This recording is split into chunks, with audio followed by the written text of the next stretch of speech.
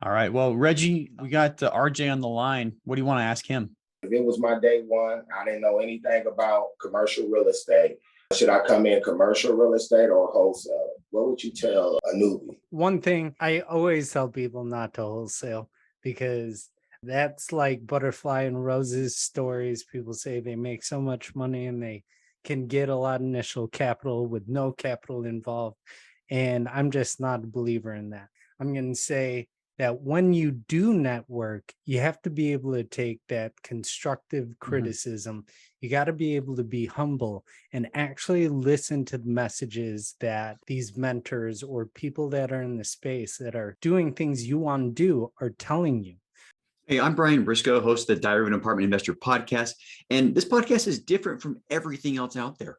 I bring together new and aspiring investors on each and every episode and let the aspiring investors ask the questions that they need answered.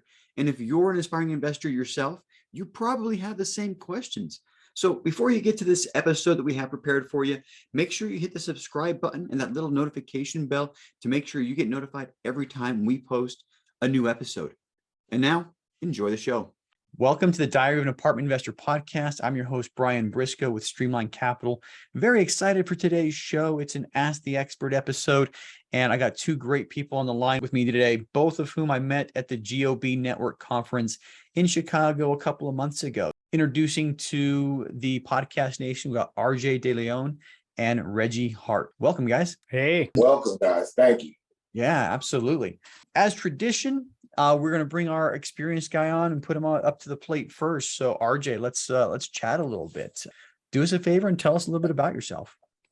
Yeah. So for everybody out there, I am a multifamily syndicator, capital raiser. That's where I'm going.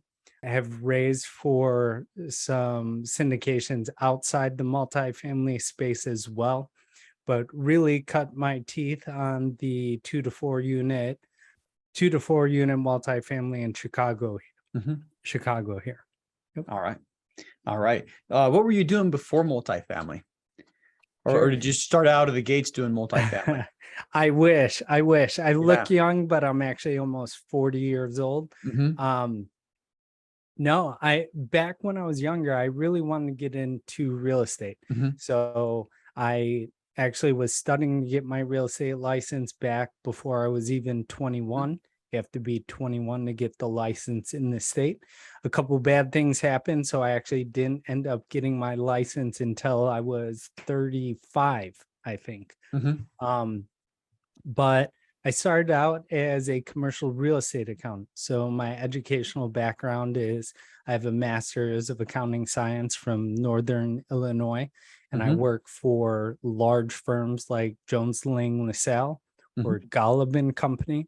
I also work for Resnick Group doing financial audits of IDA and HUD operating properties. So fast forward, accounting wasn't for me. I was very personal. I like getting out in the space.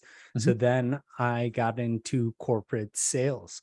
I spent about 6 years in corporate sales, and that really gave me the comfort and the level to work with executive level and C-suite people out of Fortune 100 companies. So I think that gave me a lot of confidence and got me out of my comfort zone. And then circle back to real estate. My wife is 100% the reason I got into it. I met my wife, and it was off to the races after that. Okay. Awesome. Now, what was it? You met your wife. You're already interested in real estate. Sure. What sparked that? What was it specifically that got you motivated at that point? Sure. So, I've always been goal oriented, whether or not I continued forward with the goal. And actually, oddly enough, my goal at the time was to meet somebody I wanted to marry. And I had no other goals other than that. I was, making really good money, city of Chicago, blowing it every weekend, just hanging out with friends. And I met her. I knew she was the one. And we had a conversation 4 months into the relationship, Mhm. and she said, I really like this relationship. Where do you see it going? Mhm. I said, well, I like it too. And she goes, no, no, no. Like, I don't ever foresee myself working 9 to 5 the rest of my life. I want bigger dreams, goals, ambitions. Mhm. And I said, well, I like real estate. And she Mhm. said, me too. So honestly, it was her putting that back into the psyche Mhm. and into the cycle that, hey, there's something bigger out there. Mhm. So together we educated ourselves and relied on each other as a support system Mhm. to jump into real estate investing. Yeah, yeah, that's awesome. I mean, I think just giving you a little bit of a gentle push and some encouragement, and got you restarted and reignited things for you. So it's Yep. awesome, awesome. Well, congratulations on finding the person that you wanted to marry too. I mean, Thank you. that's also pretty cool. So, let's talk about some of the commercial real estate deals you've done, or the multifamily deals you've done, and Sure. if you got one you want to highlight, let's talk about it. Sure. So we own about 87 units now, Mhm. 2 in syndication. Mhm. I'd really like to rewind a little bit to how we got there, That's great. because Let's do it.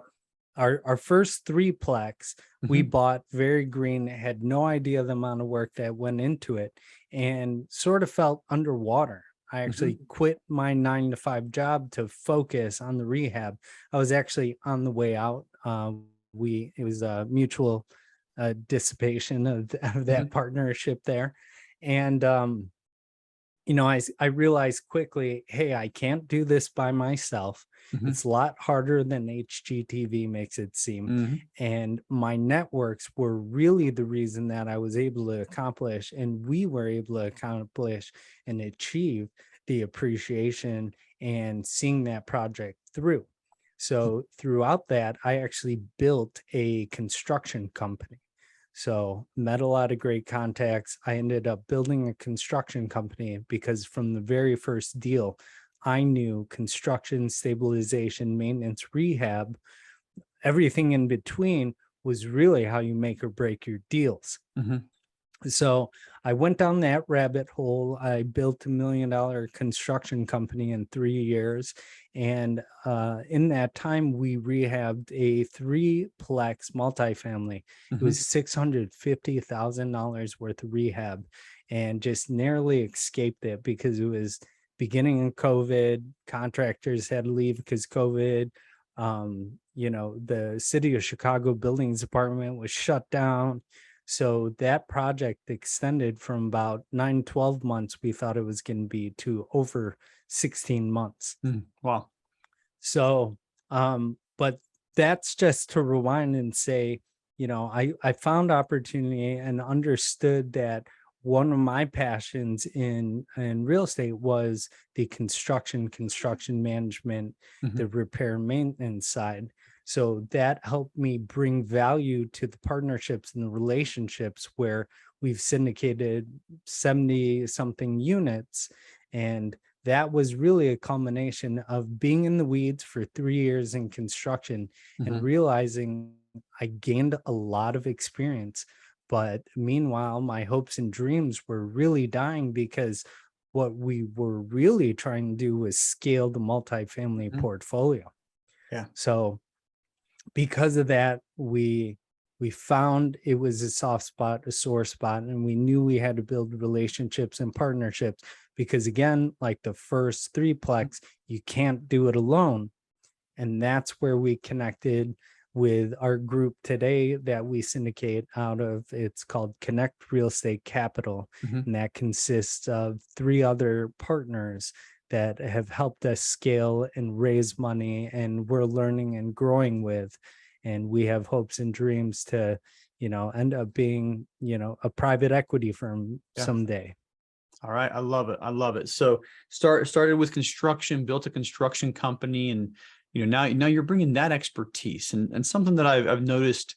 We've done a couple of these podcasts before, but I think people who come from related fields, have a much better start in multifamily. I mean, you've done construction management, you've built a company up, you've rehabbed units, and now when you're doing a value add process, I mean, you're the perfect person to have on the team, to make sure that part goes smoothly, the construction management piece. So, congratulations on that successful, construction company, and so far the success you've had in real estate. So, Thank you. Now, one question. I mean, I know you're Chicago area. Are all of your units currently in Chicago? Yes. Which leads to where we're going to next. Currently, all of our projects are in Chicago. We did one flip in Plano, Texas with a partner who's actually part of the Connect Real Estate Capital Group. But now we're looking to outside markets and actually may have a new raise for new single family homes in Austin, Texas. All right. Love it. So let's go into detail about one of these deals now, if you're ready for that, and we can talk specifics. So you pick your first or your favorite, or just one you want to highlight, and let's talk about it. Sure. I would say let's talk about the 18 unit we syndicated out of Brownsville, Chicago. There was a lot of nuances to that deal, a lot of hair on the deal, and a lot of missed opportunities there. So this 18 unit was actually part of a 33 unit package deal out of 2 buildings. And originally through the walkthrough, one of the buildings was on the prestigious Michigan Avenue. But it was beautiful, gorgeous. And we walked through the units and we said, whoa, this throws our underwriting way out of whack. We can't simply purchase these 2 buildings and meet our underwriting analysis because of all the extra work that we're going to have to do on this building. So we actually dropped that side of the building and only purchased 18 of them. Well, come to find out, less than 6 months later, they sold that building for, I think, $300,000 to $600,000 more than we were in contract for. Wow. So that's one of the things that I want to talk about with missed opportunities. And, just we all make mistakes. Hindsight's 2020. But that's one of those things. It's high risk, high reward. That if we would have moved forward with that project, we would have been sitting with $300,000 to $600,000 more equity from the day we purchased. Yeah. So now hindsight is 2020, but going back to that initial decision, I mean, knowing what you knew then, would you have changed anything? No. So that's another thing. We would not have, because at the time it was the right decision based on our risk tolerance and how we were underwriting the deal. Originally, when we got the T12 and we're looking at the expenses and some of the value add projects, it was significantly less than what we came to find out when we walked the property. So absolutely not 100% no. But that's one of the biggest points, right? You got to continually move forward. You can't dwell on the mistakes that you've made or decisions that you didn't make, and you got to continue to push forward. Yeah. I would say any property that we looked at or put an offer in, in 2019 or 2020, you could say the same thing on. We came in second place on a lot of offerings, and any one of those would have been an amazing deal at, $100,000 or $200,000 more. But I mean, you don't know, you don't have a crystal ball. You don't know what the future holds. So I think the smart thing is to have a criteria and stick with it. Whatever your criteria is, you have your own risk tolerance and your reward expectations, and stick to your criteria, and you may miss out on a couple of deals, but you're not going to have any lemons. You're not going to have anything that goes south on you. So that's a great point. You have your buy box. One of the things that a lot of newbie investors do is they end up getting emotional about the deal, or they go outside the parameters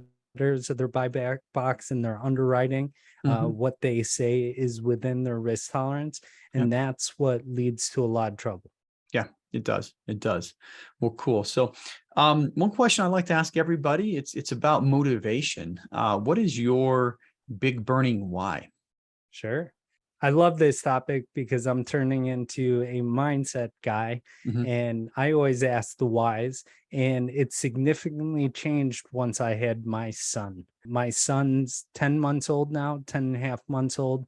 And it really significantly changes because you could talk about having children, you could talk about what you do in a situation, but really being there in the situation changes everything.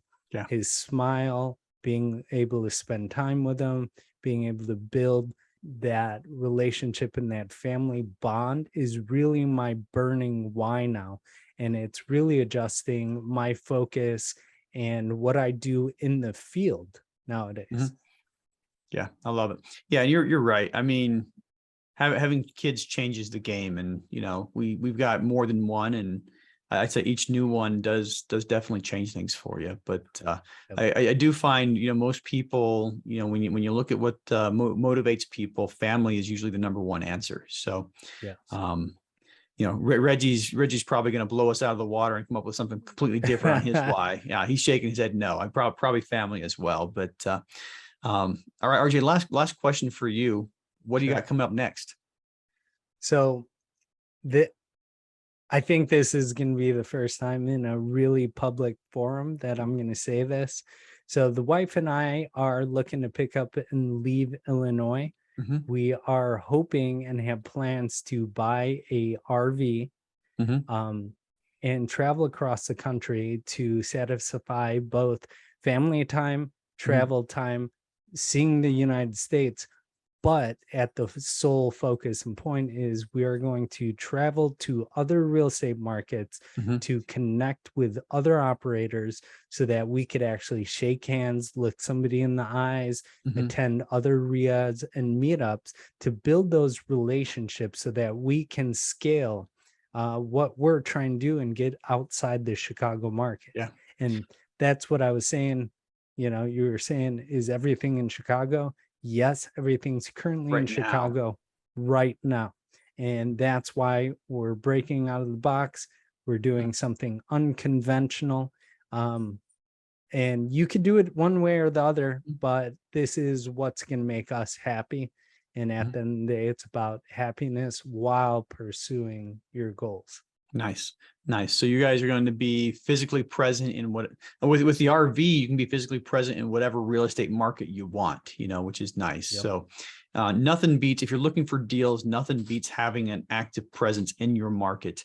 You're able to react a lot quicker. When brokers send you deals, I mean, first of all, you can sit down with brokers, and face-to-face meetings are always better than, Zoom or phone call. But you can build those relationships. And then when the broker does have a deal, you can get there quickly. You can respond quickly. It's not, let me see when I can book a flight. Oh, I can get there next Wednesday. It's, right. I'll be there tomorrow. What time can you meet me? So exactly. Lots of goodness there. So, well, good luck with that. I hope I'm sure your family will enjoy it, and it's probably going to pay a lot of dividends, throughout the coming years. So thank you. That said, we're going to shift gears a little bit and bring Reggie on. So Reggie, welcome to the show today. I'm doing great. I'm doing just fine. All right. So tell us a little bit about yourself. So me, kind of like him, but I actually went to college. I took business management. That was my start. And property. I minored in project management. From college, I ended up getting into building single family homes. So I built over 200 and actually managed the projects of building over 200 single family homes on the carpenter side. So yeah, that's where I got my start at as far as the real estate is concerned. And from there, I went to, I opened my own property preservation business. After opening my own property preservation business, it kind of failed because I was doing really well, but I didn't actually have a plan. From there, I end up getting into sales on the sales side. kind of switching tracks, getting on the sales side. But actually, it was a telecommunication company that actually came to Wisconsin because that's where I'm originally from. Mhm. Wisconsin, the cheese state, Green Bay Packers, go Green Bay Packers. Yeah. I end up, getting on the sales side. They gave me district manager of this store, and I end up taking one store to 12 stores, over 12 stores. Nice. So on the sales side, I was one of the top sales people in the country as far as in the telecommunications aspect. Got tired of that job because it took all my time from my family. My mother ended up getting sick. She moved to Atlanta, Georgia, and I ended up following her there, taking care of her, and took a 9 to 5. Yep. From there, COVID came, lost my job, got back interested into coming in as an investor on the real estate, kind of looking at the YouTube thing like a lot of other people. And actually did my first wholesale deal after I was practicing for a year. It took me about a year to do my first wholesale deal. After that, I decided I needed a team, end up getting hired by Capital Virtue, doing their wholesale company. Within 6 months, became the acquisition manager, took down 12 contracts the first couple of months I was there, and got interested met somebody in the GOB network, got interested into the GOB as I was wholesaling. I was running into these big apartment deals, but didn't know what to do with them. I'll go and say, I got a good deal because it's coming from an investor that's telling me it's a good deal, but I don't know what is a deal or what's not a deal. So I kind of took a step back from there for about a year and was educating myself through the GOB network and taking other educational programs. As of right now, I'm in contract for a 68 unit, actually in Springfield, Illinois. Nice. So so I'm coming a long way now. So you're in the Southeast and investing in Illinois, and RJ's in Illinois looking to invest in other markets. So yeah, nice. So Reggie, what's your big burning why? My big burning why is my mother's death 6 months ago. I was telling her, she really believed that I could make it in this real estate game. And it was a couple of times where I had to go to her because I was ready to give up, not, getting nowhere, feeling like I'm not getting nowhere, everybody coming down on me. And after her death, it just sparked fire in me. I'm like, no giving up. I'm just keeping my head down and continuously moving forward. Yeah. Love it. All right. Well, Reggie, we got RJ on the line. What do you want to ask him? So RJ, what would you tell a newbie that's coming in? How I know a lot of people say network. What is your number one thing that you'll tell if it was my day one, I didn't know anything about commercial real estate. Should I come in commercial real estate or wholesale? What would you tell a newbie? One thing I always tell people not to wholesale, because that's like butterfly and roses stories. People say they make so much money and they can get a lot of initial capital with no capital involved. And I'm just not a believer in that. Since you already hit on the first topic there about networking, I'm going to say that when you do network, you have to be able to take that constructive criticism. You got to be able to be humble and actually listen to the messages that these mentors or people that are in the space that are doing things you want to do are telling you.